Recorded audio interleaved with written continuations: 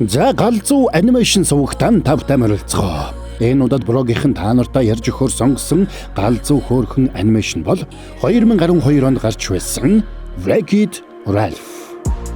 Тэгэхээр энэ галзуу хөөрхөн анимашныг үзээгүй шүүд маань сонирхоод үзээрэй. Үнэхээр галзуу хөөрхөн анимашн байгаа гэж буруу хэлье. Үзцэнгүүд маань бол дурсамжаас сэргэн үзээ. Тэгээд энэ галзуу анимашныг 100% дээд зэргийн Japonica сортын будаагаар хийсэн премиум ангиллын эрүүл снэк Messi-тэй хамтран хүргэж байна. Та нар маань тэгээд сабадрагуу саба дарцсан бол лайка дарахтал тэгэл болоо явчих юм шүү дээ.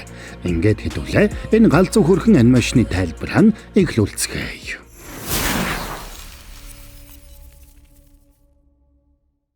За автомат тоглоомын газрын хуучны тоглоомуудын нэг болох Fix-It Felix тоглоомын эсрэг дүрийн баатар сүйтгэгч Ralph ухаурсан цагаас л нэг хогийн овоон дээр амьдарчээ. Тоглоомын зохиолын дагуу Ralph өдөр бүр өндөр байшинг сүйтгэж эцэст нь байшингийн дээврээс шидэгддэг байлаа. Эсрэг талын муу залуу байхаас залхсан тэр бусад эсрэг дөрүүдийн хамрагддаг Pac-Man тоглоом дотор байдаг сэтгэл зүйн зөвлөгөө өгөх арга хэмжээнд очсон ч байдал төдийлөн дээрдсэнгүй. Тэд бүгдээрээ л тоглоомынхоо сайн сайхны төлөө өөрсдийнхөө эсрэг дүрийг тултал нь гаргахыг бие биедээ уриалцгааж байна. Тэд уулзалт бүрийнхээ төгсгөлд би муу залуу, гэхдээ энэ сайн хэрэг, би хязгаарч сайн болохгүй, гэхдээ энэ муу зүйл биш, би өөрөөсөө өөр хинч байхыг хүсэхгүй байна гэж хамтдаа хэлцгэн. Ralph тоглоомоос гарахдаа Pac-Man тоглоом дотор байсан инторыг аваад бүх тоглоомыг холбодог тоглоомын төв буудлаар дамжиж өөрийнхөө тоглоом руу хурж ирнэ. Тэгсэн тэр өдөр Fix-It Felix тоглоомын 30 жилийн ойн баяр тохиож тоглоомын гол дүр Felix тоглоомынхоо бусад дүрүүдтэй хамт байранда нүсэр үдэшлэг зохион байгуулж байлаа. Тоглоомын чухал дүрийн хувьд барилгын хамгийн дээд давхарт болж байсан үдэшлэг рүү Ralph очсон ч цаадуулан тэрнийг нэлээн таагүй хүлээж авлаа. Тэд тэрнийг эвдэж сүйтгэхээс өөр зүйл мэдэхгүй гэж гоочлоод муу тал биш зөвхөн сайн талын дөрүүдийг бас бусдын төлөө зүтгэж одон хүртсэн баатруудыг л үдэшлэгтээ урих болно гэж хэлсэнд Ralph дотроо тэдэнд гомдож ууралнаа. Тэгээд тэр тоглоомынхоо бусад дөрүүдийн хүндлэлийг хүлээхийн тулд заавал медаль олж авахар шийдэж хайсан гэсэн зүйлс цуглуулдаг өрөөнөөс медаль хайсан ч тэнд нь Zangief-ийн дотор хувцснаас өөр зүйл байсангүй. Урам нь хугарсан Ralph-ыг гарч иртэл хажуугаар нь Heroes Duty гэх FPS тоглоомын нэг галзуу дүр явж өнгөрлөө. Тоглогч тэр тоглоомын дүрийг удирдах аимшигт шавжаар дүүрсэн барилга руу авираад орой дээр нь байгаа медалийг авах ёстой байлаа. Ингээд Ralph тэр тоглоом руу орохын тулд шавжнаас айдаг нэг нөхрийн хувцсыг авч өмсөд тоглоом руу орно.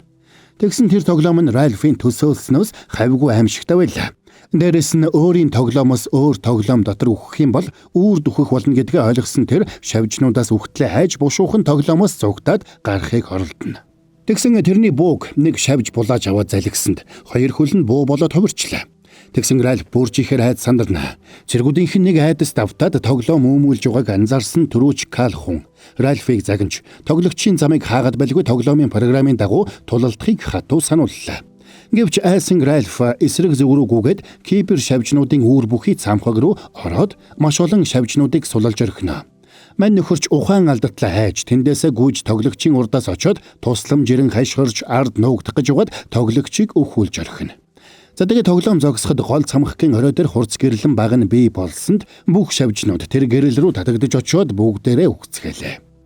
Heroes Duty тоглоомыг тоглож байгаад Ralph-ийн буруугаас болоод ялагдсан охин үлдсэн зоосороо өөр тоглоом тоглохоор шийдээд Fix-It Felix тоглоомыг эхлүүлсэн ч Ralph байхгүйсэн учраас тэр тоглоомыг тоглох ямар ч боломж байсангүй.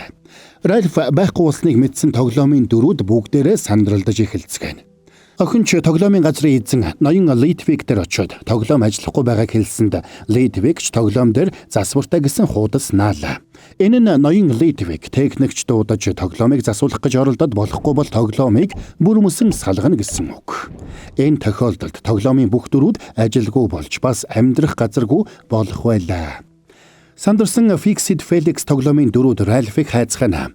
Азуулхад хэдэн дээр кьюберт ирээд Ralph-ыг аврах том хоёртой хувцас өмсөд Heroes Duty тоглоом руу орж явахыг харсан гэдгээ хэлдэг. Ингээд тоглоом аврахын тулд засварчин Felix Heroes Duty тоглоом руу очсон ч түрүүч Кал хүн тэрнийг шавжтай андуураад алах шахна.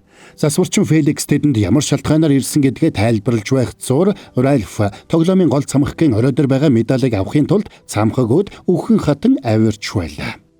Тэгээд цамхгийн дээд давхурд очиод кибер шавжны үндгүүдийг сүлжээд болгоомжтой наргагүй явсаар тоглоомын ялагчид өгдөг медалийг хүлээн авна. Гэвч баярлсан Ральф буцаж явахдаа нэг үндгэн дээр гიშгсэнд дотроос нь жижигхэн шавж гарч ирээд нүүрэнд нь наалдчихлаа. Сандарсан тэр шавжны авгалдаг өөрөөсөө салгах гэж ноцолдож байхдаа санамсаргүй нэг хөлөгт суугаад хөлөгтөөгөө галзуу юм шиг л нисэж тоглоомын төв буудлаар дамжаад чихрийн уралдаан тоглоомд нисээд ирнэ. Тэгээд Ральф жолоодлогогүй болсон хөлөгтөөгөө оцолдож хөлгөөсөө нэг чихрэн мод руу хүчтэй шидэглэлээ. Арай гэж юу болоод байгааг ойлгосон тэр бөө юм болж олж авсан медалаа гээснээ ойлгоод хайсаар модны оройд өлгөгдсөн байгааг олж харна. Тэгээд тийшээгээ авирч байхдаа чихрийн уралдаан тоглоомын нэг дүр болох Венелопетэй тааралддаг. Венелопе охин Ральфийн медалыг алтан цоос гэж бодоод уралдаанд оролцохын тулд өөртөө үлдээхийг хүслээ. Венелопе охин өөрөө энэ тоглоом доторх алдаатай дүр учраас тэрэнд албан ёсоор уралдаанд орох боломж ерөөсөө гардаггүйж. Тиймээс Венелопе Ральфыг ганц хөрөмлөө унгаад медалийг нь авч шууд уралдааны талбай руу явлаа. За тэгээд тэрнийг нэлээд хүлээсэн уралдаанд орохын даваан дээр чихрийн уралдаан тоглоомын ертөнцийн удирдагч чихрийн хаан тэрнийг зогсоож Венелопег баривчлуулахаар доноод цагдаа нараа илгээдэг. Энэ үед битүү гаагаар бүрхэгдсэн Ральф ууртаагаар ирээд тэрнийг хөөж тэгээд хөөх замдаа тэнд байсан үзэгчдийн суудлыг эвдэлж тэнд байсан хүмүүсийг тарааж орхино. Гэвч эцэст нь аяган бэлүүнд гацсанд доноод цагдаа нарч тэрнийг өнхрүүлсээр хааныхаа ордонд авчирлаа. Тэгсэн Ральф Венелопегийн уралдаанд орохын тулд ашигласан медаль өөрийнх нь гэдгийг чихрийн хаанд чадлаараа тайлбарлаж буцааж өгөхийг хүссэн ч хаан татгалзаад тэрнийг өөрийнх нь тоглоом руу буцаахыг дуушаадаг. Хэрвээ чи миний улсыг сүйтгэх гэж оролдвол би чамайг хяндандаа хорж орхих болно шүү. Үгүй хяндан гэж юу юм бэ? Ягвдээ хөгжилтэй гяндан гэсэн утгатай л байхгүй юу да. Үгээр тоглож байгааг ойлгож байна гэрнэ. Хөгжилтэй үстэй. За тэр яг уу. Миний хэлснийг ер нь та ойлгож байна уу? Тэгсэн Ральф медаль авахаас нааш буцахгүй гэж хатуу шийдсэн байсан учраас ордных нь ханыг цөм цохиод зугтсанд доноод цагдаа нар нохойнуудаа дагуулад тэрнийг хөөж эхэлнэ. Ральф тэднээс амжилттай бултаад Венелопег олохоор уралдааны зам руу яарсан ч тэрнийг очиход бусад уралдагчид бүгдээрээ зогсчихсан Венелопег дээрлэхэж байгаатай таарна. Тэд охиныг алдаатай дүр гэж гоочилж бүгд тэрнлүү дайрч машиныг нэвдээд шоколадан шалбаг руу шидэж орхилоо. Энийг харсан Ральф тэднийг жигшин зэв үзэж чангаар хашгирсаар тэднлүү очсонд тэд ч Венелопег орхиод бушуухан зугтаацгаалаа. За ингээд машингүй болсон Венелопе уралдаанд төрүүлснийхээ дараа Ральфд медалийг нь заавал эргүүлж өгнө гэж амлаад машины бэкери рүү явж хамтдаа машин бүтээх тоглоом тоглодог. Хэдийгээр Ральф бүтлгүйдэж тоглоомыг эвдээд Венелопе охинд хачин үзэмж муутай машин хийж өгсөн ч амьдралдаа анх удаага жинхэнэ машинтай болсон Венелопе охин хагартлаа баярлалаа. Тэгсэн тэднийг машин хийж байгааг харсан хяналтын ажилтан чихрийн хаанд энэ талаар мэдгдсэнд хаанч доноод цагдаа нараа дагуулсаар тэндэрлээ. Хэрэг бишдэж байгааг ойлгосон Ральф чихрийн хааны нүүрлүү машин чимэглэгч шүршээд тэндээс хар хурдаараа зугтана. Тэгээд зугтаж явсаар тэд халуун коло буцалсан ментосоор дүүрэн галтуулын дотор толгой хорогдно. За sorry байж байгаа. Буруу та нарт гэлсний гоё юм хэлээд хий. Кино үзэх агшнаа next level болгоо. Месси бол 100% дээд зэргийн Жапонико сортын будаагаар хийсэн премиум ангиллын эрүүл снэк гэж байгаа. Төмсний чипс шиг хүнд биш хөнгөн шаржгансан өвөрмөц бүтэцтэй хамгийн гол нь галзуу гоё амттай. Борогийнхан тайлбарыг үзэж байхдаа идэхэд яг тохирно заяа. Гэртээ сууж байхдаа ч кино театрт байгаа юм шиг л вайбыг мэдрэн гэд боддоо галзуу биз. BBQ chicken зүгийн балтай чихэрлэг гэсэн төрлүүдээс сонголтон хийгээрэй. Кино тайлбараа үзэхдээ Мессиг бэлд. Ягд гэвэл чигнэмиг дуусгатал жинхэнэ кино эхэлдэг.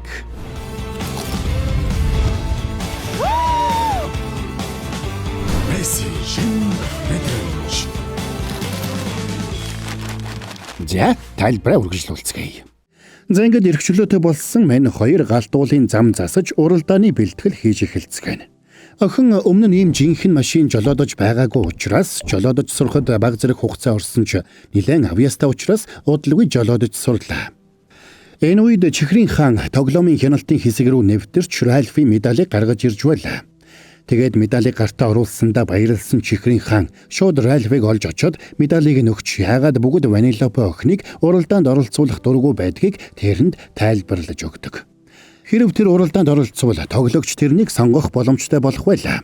Тэгээд хэрв тоглогч тэрнийг сонгож уралдаанд төрүүлэх юм бол алдаатай дүрээр төрүүлсний улмаас тоглоом унтарч тэнд байсан бүх дүр тоглоомоос хөөгдөх байдаг. Энэ тохиолдолд алдаатай дүр учраас Ванилопе тоглоомоосоо гарч чадалгүй үлдээд тоглоомтой хамт үүр дунтарна гэдгийг чихрийн хаан Ральфд тайлбарлаж өглөө. Тэгсэн Ральф гунигтай болдог. Тэгээд тэрнийг эргэж ирэхэд Ванилопе тэрэнд өөрийн гараар хийсэн медалийг бэлгэлдэг.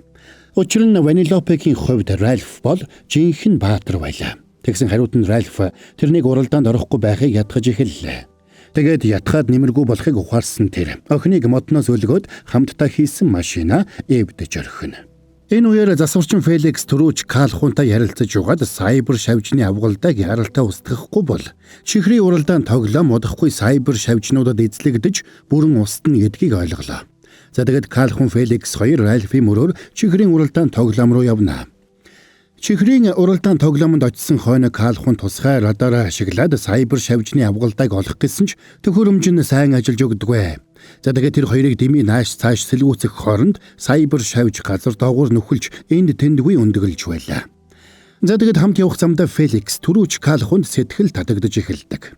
Тэгээд тэрэнд сэтгэл төрүүлэхийн тулд эвдэрсэн хөлгийг зассанд Калхун ч хамтдаа цааш нисдэг. Гэвч засварчин Феликс тэрэнд сэтгэлээ илчлэхдээ санамсаргүйгээр Калхуны нас барсан нөхрийнх нь хэлдэг байсан үгийг хэлсэнд цочролд орсон Калхун уурлаад тэрнийг онгоцноосоо хөгөөд буулгачна. Учир нь Калхуны нөхөр яг хурмынхаа үеэр сайбер шавжны дайралтад өртөөд амиа алдсан байж. За тэгээд очих газаргүй болсон Феликс явсаар чихрийн хааны ордонд очлоо. Тэгсэн чихрийн хааны баруун гар эсэглэн биелгэгч нөхөр тэрнийг доош унгаж гянданд хорчихно. Энэ үеэр сайбер шавжийг үргэлжлүүлээд хайж байсан Калхун санамсаргүйгээр газар доор мянгаар нь дарсан сайбер шавжны өндөгнүүдийг олоод байдал нэлээд ноцтой болсныг ойлголоо. Энэ үед чихрийн хаанаас медаль авсан ч сэтгэл нь гонцгор байсан Ральф өөрийнхөө тоглоомонд эргэж ирнэ. Тэгсэн тэнд нь хинч байсангүй. Гайхсан тэр байшинд ороод өөрийг нь явснаас болоод тоглоомыг засвартай тоглоомын хэсэгт шилжүүлсэн гэдгийг бас тэрний хойноос явсан засварчин Феликс одоо хүртэл сураггүй байгаа учраас тоглоомыг унтраах нь гарцаагүй болж байгааг ойлгодог. Энийг ойлгосон бусад дөрүүд айл хэдийн тоглоомоос явчихсан байлаа. Иргэн тойрондоо байгаа бүхэнд гай тарсандаа харамссан Ральф хүзүүндээ зүүлсэн медаль аваад хологийг чинь шидсэнд тоглоомын дэлгэцэн дээр наасан байсан засвартай гэсэн бичиг доош унлаа. Тэгээд тэр дэлгэцээр Ральф эсрэг талд нь байрлуулсан чихрийн уралдаан тоглоомыг харна. Тэгсэн тэр тоглоомын гадна хананд Ванилопе охины зураг байгааг хараад охиныг тоглоомын алдаа биш харин ч гол дүр нь болохыг тэр ухаардаг. Байдал нэг л с 'жигтэй байгааг ойлгосон Ральф шууд чихрийн уралдаан тоглоом руу ороод чихрийн хааны ордонд очисонд тэнд эсэглэн биеллээс өөр хүн байсангүй. Гэвч тэр Ванилопе охины талаар юу ч мэдэхгүй гэж гүрийлээ. Тэгэхээр нь Ральф тэрнийг барьж аваад долооход сандарсан эсэглэн биел бүх хүннийг хэлнэ. Чихрийн хаан энэ тоглоомонд ирээд ягд чим тоглоомын ой санамжийн хэсэг рүү нэвтэрч бүх тоглоомын ой санамжаас Ванилопе охины тухай дурсамжийг устгасан байна. Тэгээд охиныг тоглоомын алдаа болгож орхижээ. Гэвч энэ бүхний цаад шалтгааныг би л сайн мэдэхгүй байлаа. Учир нь чихрийн хаан бүх дөрүүдийн ой санамжийг төвччихсэн байж. Хэрвээ Ванилопе охин уралдаанд ороод төрүүлэх юм бол тоглоом эхнээсээ шинээр эхэлж Ванилопе охин глич буюу тоглоомын алдаа байхаа болох байлаа. Бас чихрийн хаан яг одоо Ванилопе охин болон засварчин Феликс нарыг гяндандаа хорчихсан байгаа гэдгийг Ральф олж мэддэг. Тэгэд тэр хамгийн түрүүнд Феликсийг чөлөөлж түүгээр өөрийн эвдсэн уралдааны машинаа засуулаад дараа нь тэр машинаа түрсээр Ванилопе охин дээр очлоо. Тэгэд Ральф охиноос уучлал гуйгаад тэрнийг юу юугүй эхлэх гэж байсан уралдааны гараан дээр авчирдаг. За ингээд уралдаан эхлэхэд жинхэнэ уралдааны туршлагагүй Ванилопе охин эхэндээ баг зэрэг барьцаалтсан ч удалгүй арга барилаа болоод урдаа байсан машинуудыг нэг нэгээр нь гүйцэж эхэлнэ.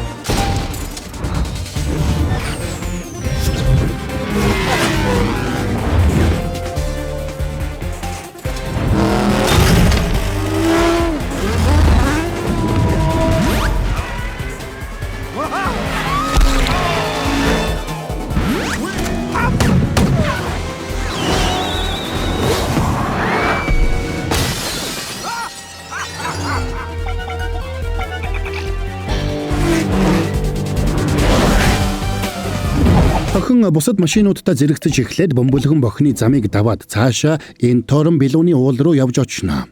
Тэгсэн уралдаж байсан охид Ванилопег ойртож ирж байгааг мэдээд тэрнийг зогсоохын тулд тэсэрдэг Энторыг идэвхжүүлснээр Энторын Белун уул бүхэлдээ дэлбэрж эхэлнэ.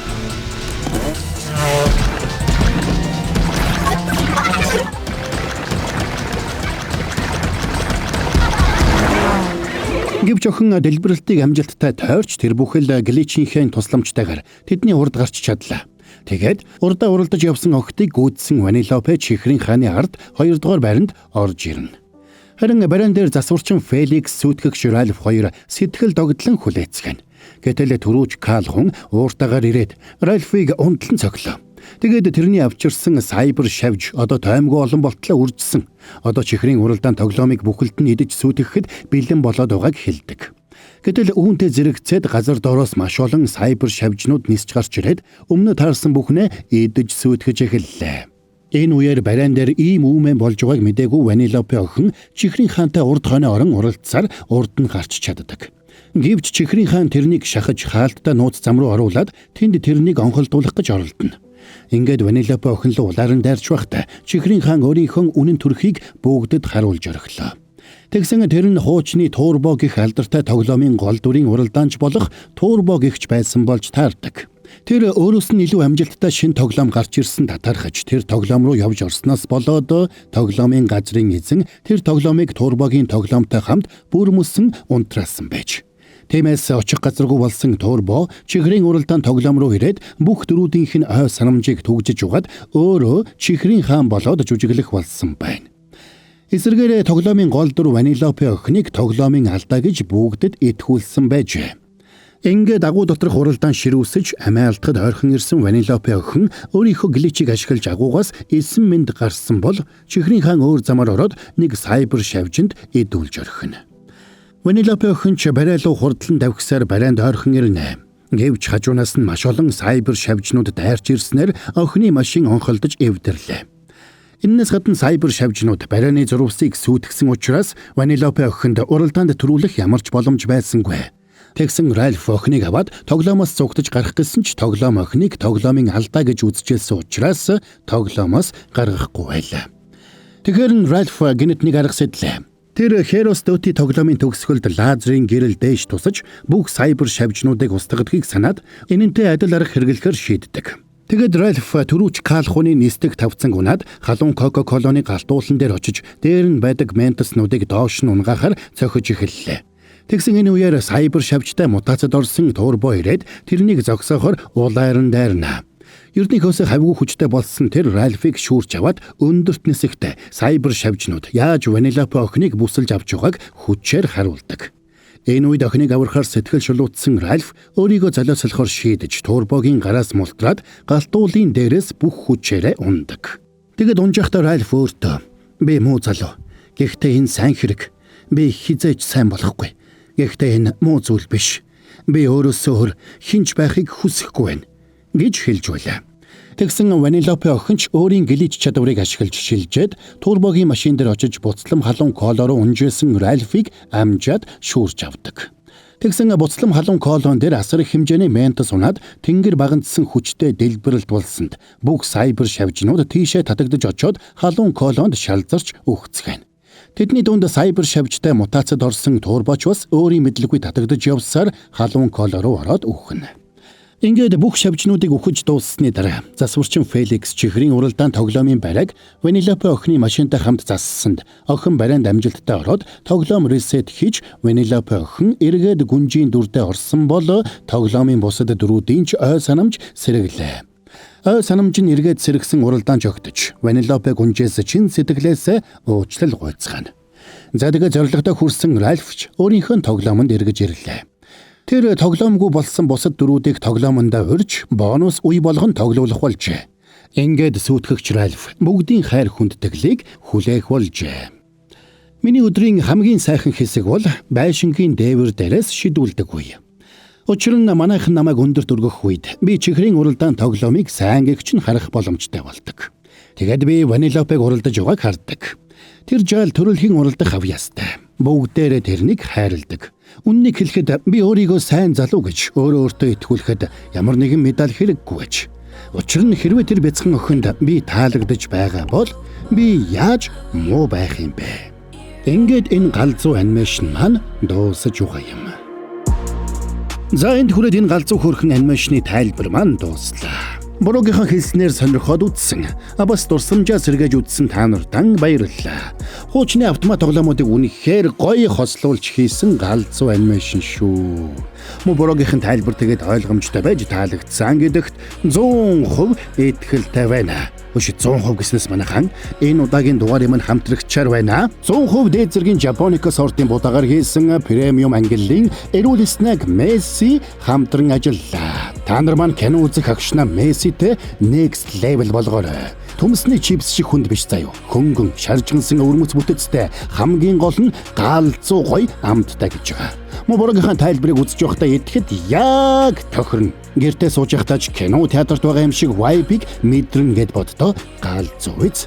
BBQ chicken зүгийн балтай чихэрлэг гэсэн төрлүүдээс сонголтоо хийгээрэй. Кино тайлбараа үзэхдээ Мессиг бэлдээрэй. Яагаад гэвэл жигнэмиг дуусгахдаа жинхэнэ кино ихэлдэг.